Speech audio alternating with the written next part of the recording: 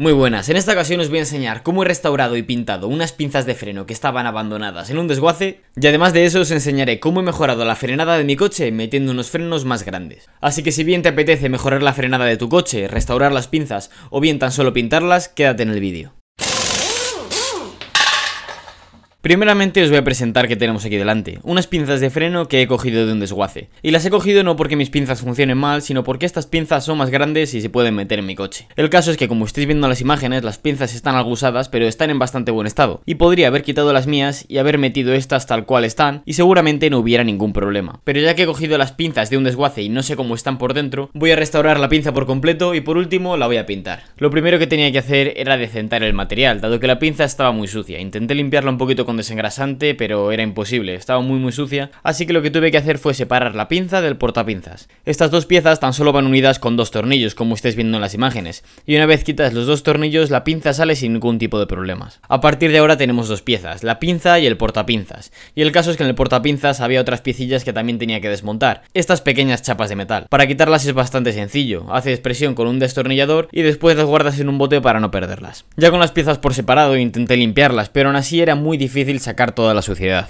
Así que para limpiarlas sin esfuerzo se me ocurrió meterlas en una cubeta de vinagre que tenía por ahí, y es que el vinagre lo suelo utilizar para quitar el óxido de las piezas. Tras un bañito de 12 horas, las partes que habían estado en contacto con el vinagre habían quedado mucho más limpias, pero aún así, seguramente debido a que ese vinagre ya lo había utilizado yo previamente para otras piezas, se había quedado algo de óxido adherido a la pinza, así que directamente cogí y le di con un cepillo de púas. Y la verdad es que con el cepillo de púas la pinza quedaba increíble, tanto en las zonas en las que había dado el vinagre como en las que no, de forma que el paso de haberlo limpiado con vinagre me lo podía haber ahorrado completamente. Aquí estáis viendo unas tomas de cómo iba quedando con el cepillo de púas. Para dar un mejor acabado estético a la pinza, también eliminé las líneas que quedan cuando hacen el molde en la fundición. Básicamente estas pinzas se hacen con unos moldes y en la intersección entre un molde y otro aparece una línea, así que estas líneas las podemos eliminar fácilmente con una mini herramienta. Ahora bien, seguramente os estáis preguntando por qué dejan estas líneas, por qué la pinza es porosa. Y el hecho de que la pinza tenga todos estos poros y que estén estas líneas, básicamente es porque es más barato dejarlo así que ponerse a tratar la pinza. Así que ya que tenemos las pinzas sacadas, vamos a tratarlas nosotros. Primeramente, para quitar estos poros intenté hacerlo con esta punta que estáis viendo en la imagen, pero se tardaba mucho y además el efecto no quedaba muy regular, de forma que intenté hacerlo con una lija 80, pero aún así seguía siendo de lo más laborioso. Así que finalmente encontré la mejor solución: usar una lijadora circular y una lija de 125. Con esto podía dejar las grandes superficies que eran más lisas, muy lisas en poco tiempo y con una forma muy regular. Aquí estáis viendo unas tomas de cómo quedaba tras usar este tipo de lija. Ya os digo, estos pasos son completamente optativos, no hace falta que quitéis las rayas ni que quitéis las porosidades, pero a la hora de pintarlo va a dejar un mejor acabado. Aunque como comprenderéis, esta lijadora servía para las zonas más grandes. Para las zonas más pequeñas utilicé la mini herramienta con este cabezal, un cilindro con lija. Después de todo esto, le di un lijado final con la mano para darle un acabado más uniforme. Ya por fin tenía las pinzas preparadas para pintarlas. Y aquí os tengo que contar una cosa, que yo no lo he pintado con spray. Sé que pintarlo con spray es lo más normal, pero yo lo he pintado con pincel. ¿Por qué? Porque la pintura que venden anticalórica para pinzas deja un efecto muy sólido, en el cual solo ves un color, no hay nada de brillo, y quería algo de profundidad en el color, aparte de que tampoco hay mucha variedad para pintura de pinzas. De forma que lo pinté con pincel y con una pintura que daba un efecto brillo, algo bonito y tenía profundidad en el color. Y la verdad es que estoy bastante contento con el resultado y no se ve ningún tipo de brochazo. Ahora bien, sobre el tema de la elección del color he tenido bastantes dudas. De hecho, me habría gustado haberlas pintado de un color llamativo, como por ejemplo amarillo. Pero dado que estas pinzas son de un coche utilitario y no son de un coche deportivo, me parecía algo ostentoso. Así que finalmente las he pintado de este color gris grafito, el cual aparte de ser más discreto, también es más limpio. Y aquí en estas imágenes estáis viendo el resultado final. Como veis, ha quedado muy bien en las partes lijadas. Aunque también os tengo que comentar que cuando lijáis la pinza, la pintura se adhiere peor. Así que para pintar las zonas alisadas tendréis que dar bastantes más capas. Y por cierto, ya que pintaba estas nuevas pinzas delanteras para el coche, también me animé y quité las pinzas traseras de mi coche. Las limpié con este cepillo, luego las eché una lijadilla para dejarlas más lisas y ya por último les eché la misma mano de pintura. Ahora bien, después de restaurar la parte estética, tocaba restaurar la parte funcional, así que para ello tenemos que comprar un kit de restauración. Y antes de empezar a desmontar nada, comprobar que el kit que hemos comprado es el adecuado. En mi caso lo era, así que ya podía desmontar la pinza. Para desmontar la pinza, lo primero que tenemos que hacer es quitar el latiguillo de la parte trasera y también el purgador.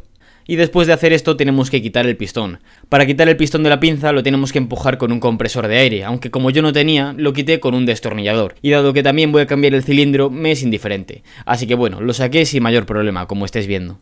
Después de hacer esto tenemos que quitar el retén que hay en la parte exterior. Está bastante duro, así que bueno, os tenéis que ayudar con un destornillador o con lo que veáis. Y una vez quitado este retén, tendremos que quitar este otro círculo de goma que hay en la parte interna de la pinza. Ya con el cilindro al desnudo es ideal limpiarlo con un trapo, y aquí estáis viendo una pinza tras limpiarla y otra que no la había limpiado todavía.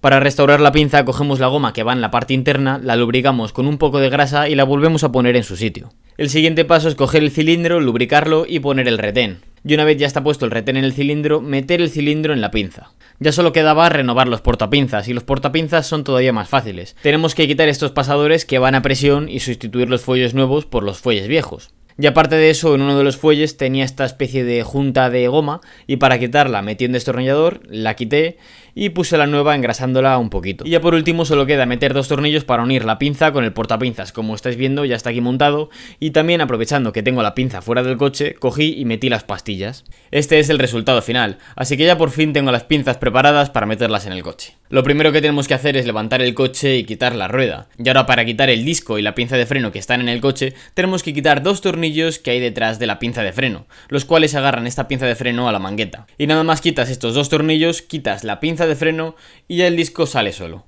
Ahora bien, quitar una pinza y poner otra es fácil. Lo que realmente es aburrido es tener que purgar el circuito de frenos. Y para explicaros qué es esto de purgar os tengo que explicar más o menos cómo funciona el sistema de los frenos en un coche. Es una cosa muy sencilla. Básicamente hay líquido de frenos en todo el circuito y nosotros cada vez que damos al freno, este líquido empuja a los pistones de las pinzas y hace que nuestro coche frene. ¿Qué es lo que pasa? Que cuando nosotros quitamos una pinza, entra aire en este circuito de frenos, y si entra aire el coche no frena o frena muy mal o muy poquito. Así que mediante el purgado eliminamos el aire que se encuentra en el circuito de frenos. Así que ya que me tocaba comerme este marrón, decidí cambiar los latiguillos de freno. Concretamente metiendo latiguillos de freno metálicos. Y es que los latiguillos de freno de un coche son como los que estáis viendo en esta imagen, de goma. En sí estos latiguillos de origen ya van perfectos y no hay por qué cambiarles. Pero tienen un pequeño problema, y es que cuando hacemos una conducción deportiva, en circuito o abusando de los frenos, el líquido de freno se calienta y estos latiguillos se dilatan, de forma que los frenos pierden parte de su eficacia. Así que para los más frikis se puede meter latiguillos de freno metálicos. Son bastante más caros que los de origen y para una conducción normal tampoco van a ser muy útiles, pero en caso de que lo quieras meter a circuito puede ser una buena opción. Concretamente estos latiguillos son de la marca Gel Performance y los vende EBC Frenos. Estos latiguillos los hacen a medida para el coche que tengas y ya os digo, los han probado más amigos míos, les han ido bien, así que yo también me he animado a ello. Ahora bien, volviendo con el tema de las pinzas y los discos, era hora de ver si todo cuadraba. Así que para meter las pinzas y los discos, primero metemos el disco, lo amarramos con unos tornillos y una vez ya está agarrado, metemos la pinza en el disco y la atornillamos a donde estaba la pinza anterior.